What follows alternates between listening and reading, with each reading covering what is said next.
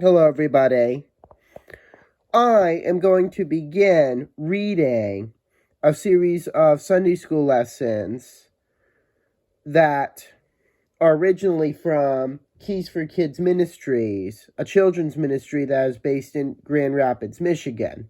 These lessons, which would be given once per day, are intended to teach children as well as people of all ages, really, about important life lessons that use stories. And I personally like these kinds of lessons because the stories give an idea of real life examples of problems that we may encounter or of ways to live a life that pleases God. Note that all of these lessons are not mine. All the credit goes to Kids Ministries. And this was available in a PDF online. So without further ado, I am going to begin. A long wait. Read Psalm 37, verses 3 through 8. "Oh no," exclaimed Emily as the railroad crossing arms came down and a very slow-moving train began passing by on the tracks in front of them. "Looks like we'll be sitting here for a while," said Mom, and she turned off the car engine. Emily sighed and watched the train as car after car rattled past. "I don't think this train will ever be gone," she complained. "Really? You mean it will never end and we'll be stuck here forever?" Mom teased. "Dad will miss us, don't you think?" Emily grinned.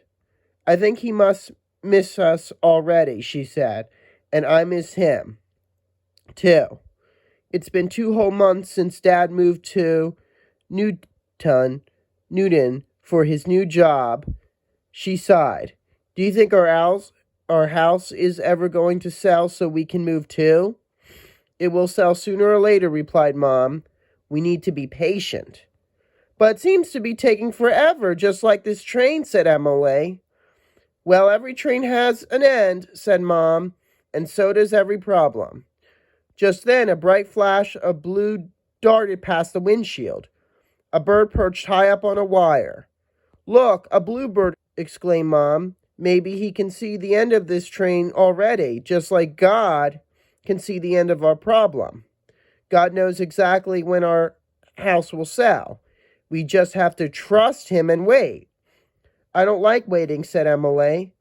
"No one does," replied Mom. "But do you know what makes it harder?" "No, what?" asked Emily. "Impatience," said Mom.